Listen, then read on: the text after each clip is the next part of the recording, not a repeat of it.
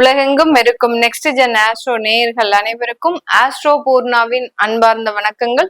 உங்களை எல்லாரையும் இந்த சேனல்ல சந்திக்கிறதுல பெருமகிழ்ச்சி அடைகிறேன். இன்னைக்கு நாம பார்க்கக்கூடிய பதிவு அக்டோபர் மாத பலன்கள் எல்லாருக்குமே பாத்தீங்கன்னா மாத கிரகங்களின் பெயர்ச்சிகள் அடிப்படையில தான் நம்ம பலன்கள் நிர்ணயிக்கிறோம். இந்த மாத கிரகங்கள் இருக்கக்கூடிய அந்த கோச்சார நிலவரங்கள் அப்படின்னு சொல்லக்கூடிய அந்த தற்போதைய நிலை அப்படின்னு பார்க்கும்போது மிதுன ராசியில குரு பகவான் இருக்கிறார், சிம்ம ராசியில சுக்கிரன் கேது, கன்னி ராசியில சூரியன் புதன், அடுத்து துலாம் ராசியில செவ்வாய் பகவான், கும்ப ராசியில ராகு பகவான், சனி பகவான் மீன ராசியில வக்ரமாக இருக்கிறார். இதுதான் இந்த அக்டோபர் மாதத்துல இருக்கக்கூடிய அந்த கிரகங்களின் அடைவுகள். இந்த மாதத்துல கிரகங்களின் பெயர்ச்சிகள் அப்படின்னு சொல்லக்கூடிய அந்த மாத கிரகங்களான புதன், சுக்கிரன், சூரியன், செவ்வாய் இந்த 4 கிரகங்களுமே பெயர்ச்சிகள் இருக்கு. புதனாகப்பட்டவர் 3ஆம் தேதி அக்டோபர் மாதம் கன்னி ராசியிலிருந்து தன்னுடைய உச்ச நிலையிலிருந்து துலாம் ராசிக்கு பயிற்சி ஆகிறார். திரும்பியுமே இந்த மாதத்திலேயே 25ஆம் தேதி அந்த துலாம் ராசியிலிருந்து விருச்சிக ராசிக்கு அந்த புதன் பகவான் பயிற்சி ஆகிறார்.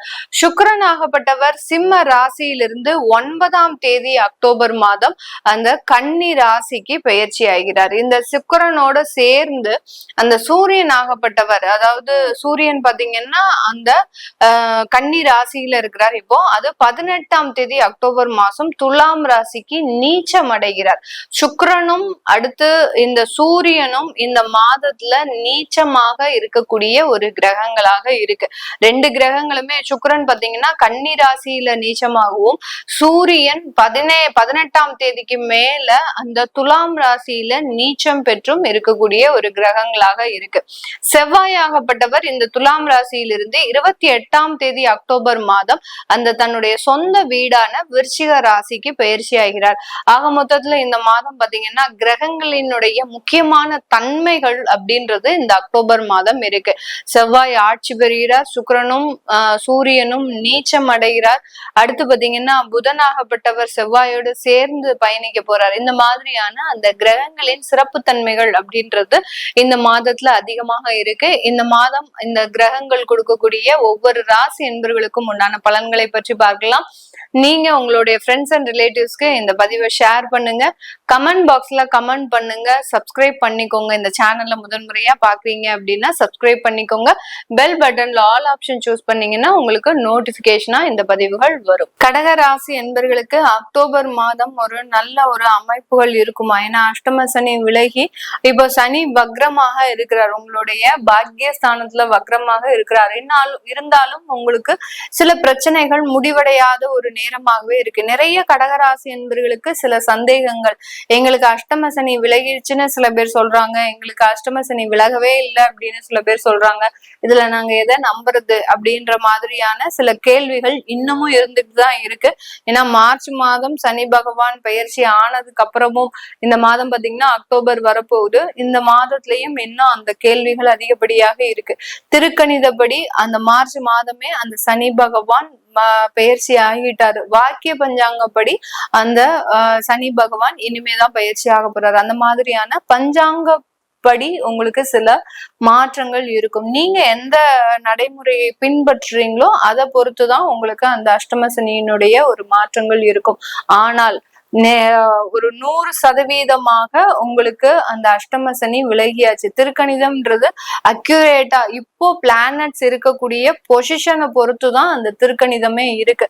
வாக்கிய முறை அப்படின்றது பழைய காலத்து ஸ்டைல்ல சில விஷயங்கள் இப்போ நம்ம நிறைய டெக்னாலஜி விஷயங்கள் புதுப்பிக்கப்பட்டுட்டே இருக்கும் போது அந்த வாக்கிய முறைன்றது பாத்தீங்கன்னா புதுப்பிக்கப்படாத ஒரு பஞ்சாங்க முறை. அதனால அந்த இடத்துல நமக்கு அந்த கிரகங்களினுடைய மாற்றங்கள் தெரியாது.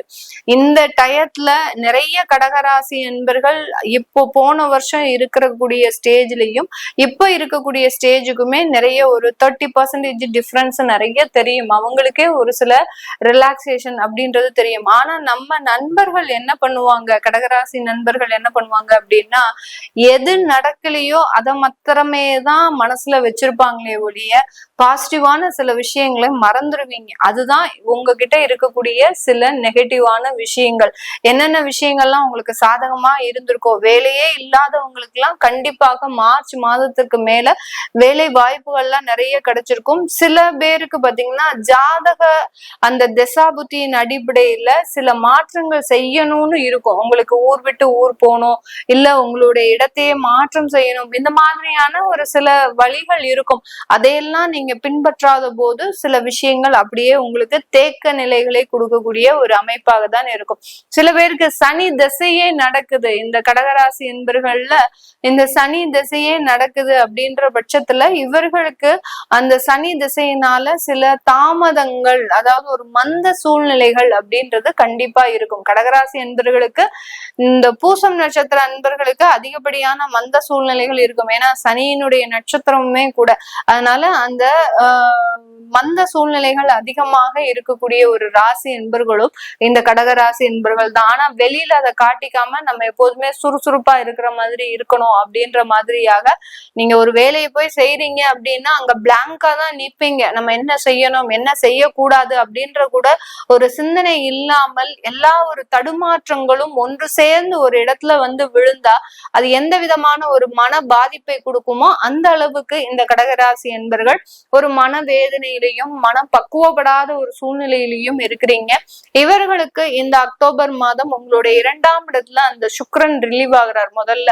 ஏன்னா உங்களுடைய 10ஆம் அந்த கடகராசிக்கு 11ஆம் வீட்டு அதிபதி அந்த சுக்கிரனாகப்பட்டவர் உங்களுடைய 2ஆம் இடத்துல இருந்து ரிலீவ் ஆகுறாரு 9ஆம் தேதி அக்டோபர் மாதம். அதனால அந்த 2ஆம் இடத்துல கேதுவோட சேர்ந்து இருக்கும் போது உங்களுக்கு அந்த பணப்புழக்கங்கள் ரொம்ப கம்மி ஆயிடுச்சு. கடந்த ஒரு 2 மாதமாக பாத்தீங்கன்னா தொழில் செஞ்சுட்டு இருக்கிறவங்களுக்கு எல்லாம் ரொம்ப ஒரு பண நெருக்கடிகள், ஒரு தேவையான நேரத்திற்கு உங்களுக்கு வருமானங்கள் வராது.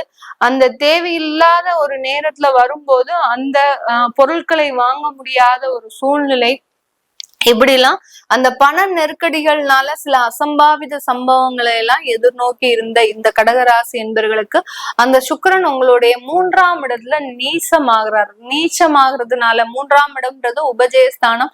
நீச்சமாகிறதுனால பெரிய அளவுக்கு உங்களுக்கு அந்த தொழில்ல பெரிய அளவுக்கு ஒரு நஷ்டங்களை கொடுக்காது. தேவையில்லாத பொருள் இழப்புகளை இந்த சுக்கிரனுடைய பயிற்சி கொடுக்காது.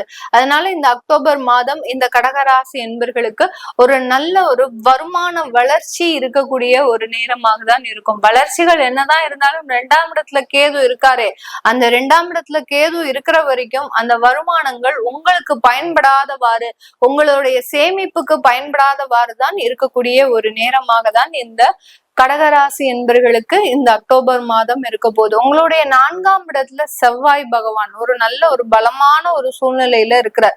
அதனால புதுசா ப்ராப்பர்ட்டி வாங்குறது, கடன் வாங்கியாவது சில ப்ராப்பர்ட்டிஸை நீங்க ஒரு வாங்கணும்னு முயற்சி பண்றது, அடுத்து நிறைய ஐடி சாஃப்ட்வேர் இண்டஸ்ட்ரீஸ்ல இருக்கக்கூடிய இந்த கடகராசி என்பர்களுக்கு இந்த காலம் பாத்தீங்கன்னா உங்களுடைய பெருமளவு வருமானம் இந்த மாதிரியான இஎம்ஐக்கு போகக்கூடிய ஒரு காலக்கெடுவாக இருக்கும். இந்த மாதத்துல உங்களுக்கு கமிட்மெண்ட்ஸ் நிறைய இருக்கும். டாக்ஸ் கட்ட வேண்டியது, அடுத்து இஎம்ஐ கட்ட வேண்டியது, இந்த மாதிரியாக அந்த உங்களுடைய வருமானத்திலேயே பாத்தீங்கன்னா 80% உங்களுடைய பாதி அளவுக்கு கமிட்மெண்ட்ஸுக்கு போகக்கூடிய ஒரு மாதமாக இருக்கும். அதனால கொஞ்சம் இந்த ஐடி சாஃப்ட்வேர் இண்டஸ்ட்ரீஸ்ல வேலை பார்க்கறவங்களுக்கு எல்லாம் இந்த மாதம் கொஞ்சம் கடினமான ஒரு மாதமாக இந்த கடகராசி என்பர்களுக்கு இருக்க போது. கடகராசி என்பர்கள் உங்களுடைய வேலையில இருக்கக்கூடிய நிறைய சிக்கல்கள், ஏன்னா இந்த கடகராசி என்பவர்கள் ஒரு நிலையான வேலையில இருக்க முடியல. அவர்களுக்கு அதிகமான ஒரு வேலை பொறுப்புகள், அடுத்து பாத்தீங்கன்னா அந்த வேலை இடத்துல சூழ்நிலைகள் சாதகமாக இல்லாதது, இது எல்லாமே உங்களுடைய ஜாதகப்படி சில பிரச்சனைகள் இருக்கு. அதே மாதிரி உங்களுடைய ராசிக்கும் அந்த வேலை சம்பந்தப்பட்ட விஷயத்துல சில தொந்தரவுகள் இருக்குது. இதை நிவர்த்தி செய்யறதுக்கு நீங்க சில தெய்வ வழிபாட பண்ணிதான் ஆகணும். இந்த கடகராசி என்பவர்கள் யார் யாரெல்லாம் நீங்க நிரந்தர வேலை இல்ல, நிரந்தர ஒரு தொழில் இல்ல, வேலை வருமானம் இல்ல அப்படின்னு நினைக்கிறீங்களோ அவங்க எல்லாருமே இந்த கடகராசி என்பவர்கள் நீங்க சங்கடகர சதுர்த்தி பிரார்த்தனை பண்ணுங்க. இந்த சங்கடகர சதுர்த்தி பிரார்த்தனை இந்த அக்டோபர் மாதத்துல இருந்து பண்ண பாத்தீங்கன்னா உங்களுக்கு இருக்கக்கூடிய சில தடைகள் நிவர்த்தி ஆகக்கூடிய ஒரு ஆரம்ப கால கட்டமாக இருக்கும். அதே மாதிரி திருமணத்திலையும் பாத்தீங்கன்னா அதிகப்படியான தோஷங்களை உடையவர்களும் இந்த கடகராசி என்பர்கள் தான் இருக்கும்.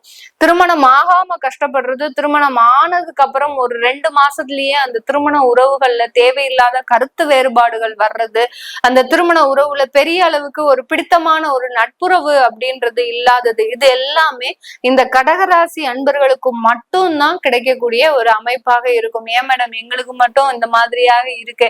கரெக்டா தான் சொல்றீங்க, ஆனா இதுக்கு எல்லாத்துக்குமே எங்களுக்கு நிவர்த்தியே கிடையாதா? எங்களுக்கு இந்த மாதிரியான சூழ்நிலைகள்ல இருந்து எங்களுக்கு ஒரு விடிவு காலம் வராதா? நாங்க எந்த தெய்வத்தை பிரார்த்தனை பண்ணுனா எங்களுக்கு இந்த மாதிரியான தொந்தரவுகள்லாம் நீங்கும் அப்படின்றவங்களுக்கு நான் சொன்ன மாதிரி அந்த சங்கடகர சதுர்த்தி பிரார்த்தனை, விநாயக பெருமானை பிரார்த்தனை பண்ணுங்க. குடும்ப உறவுகளும் வருமான வளர்ச்சியில இருக்கக்கூடிய தடைகளும் முழுவதுமாக நிவர்த்தி அடையக்கூடிய ஒரு நேரமாக இருக்கும். இந்த கடகராசி என்பர்கள் வெளிநாட்டுக்கு போனா அங்க ஒரு 6 மாசம் 1 வருஷம் தான் இருக்கக்கூடிய ஒரு சூழ்நிலை வருது. உடனே திரும்பி வரக்கூடிய ஒரு சூழ்நிலை, ஏதோ ஒரு சூழ்நிலை உங்களுடைய அலுவலக ரீதியாகவோ இல்ல உங்க அலுவலகத்துல இருந்து திரும்ப ரிட்டர்ன் ஹோம் வர சொல்றதுக்கு உண்டான ஒரு அமைப்போ இல்ல உங்களுடைய குடும்ப உறவுகள் மீதான ஒரு சூழ்நிலைகள் காரணமாகவோ ஏதோ ஒரு காரணம் சொல்லி நீங்க அந்த வெளிநாட்டுல நிரந்தரமாக வேலை பார்க்க முடியாத ஒரு அமைப்புகள் இந்த கடகராசி என்பர்களுக்கு இருக்கு. இந்த அக்டோபர் மாதம் அதற்குண்டான நிவர்த்திகள்லாம் கண்டிப்பா கிடைக்கும். என்னதான் உங்களுக்கு சில தேவையில்லாத ஒரு சூழ்நிலைகள் வந்தாலும் அந்த சூழ்நிலைகளுக்கு உங்களுடைய உறவுகளுக்கு நீங்க ஒரு பெரிய அளவுக்கு முக்கியத்துவம் கொடுக்காமல் வேலைகளுக்கு முக்கியத்துவம் கொடுக்கும் போது ஆட்டோமேட்டிக்காக இந்த கடகராசி என்பர்கள் வெளிநாட்டு வாய்ப்புகளை முழுவதுமாக பெறக்கூடிய ஒரு மாதமாக தான் இந்த அக்டோபர் மாதம் இருக்க போகுது. ஏன்னா இந்த அக்டோபர் மாதத்துல நீங்க கொஞ்சம் இந்த ஒரு மாசம் 1.5 மாசம் பல்ல கடிச்சிட்டு நீங்க இந்த வெளிநாட்டுல இருந்துட்டீங்க அப்படின்னா இனி வரக்கூடிய மாதங்கள் இந்த ராசி என்பர்களுக்கு ஒரு சாதகமான ஒரு அமைப்பாக இருக்கும். இந்த வெளிநாட்டுல இருக்கிறதுனால இனிமேல் உங்களுக்கு இங்க இருந்தே ஒரு நல்ல ஒரு வாழ்க்கையை ஆரம்பிக்கிறதுக்கும் உங்களுடைய ஃபேமிலியை இனி வரக்கூடிய காலங்கள்ல நீங்க வெளிநாட்டுல கொண்டு வந்து செட்டில் ஆகிறதுக்கு உண்டான ஒரு அமைப்புகள் வரைக்கும் சாதகமாக இருக்கிறதுனால இந்த ஒரு மாசத்துக்கு மட்டும் ஏற்கனவே 3 மாதமாக இருந்த தொல்லைகள் எல்லாம் இந்த மாதத்துல உங்களுக்கு நிவர்த்தி ஆகிறதுக்கு உண்டான ஒரு அமைப்பாக இருக்கிறதுனால இந்த கடகராசி என்பர்கள் வெளிநாட்டுல இருக்கிறவங்களுக்கு இந்த மாதம் ஒரு நல்ல ஒரு வெற்றியையும் முயற்சிகள்ல இருக்கக்கூடிய ஒரு சாதகமான பலன்களையும் கொடுக்கக்கூடிய ஒரு நேரமாக தான் இருக்கும். இது எல்லாமே நம்ம கோச்சார நிலவரப்படி பலன்களை கணிச்சு சொல்லியிருக்கிறோம். உங்களுடைய சுய ஜாதகத்துல திசாபுத்தி பலன்களின் அடிப்படையில உங்களுடைய திருமண வாழ்க்கை எப்படி இருக்கு, ஏன்னா நிறைய பேருக்கு கடகராசி என்பர்களுக்கு அந்த குழந்தை அமைப்பு பற்றிய சில கேள்விகள்லாம் நிறைய இருக்கும்.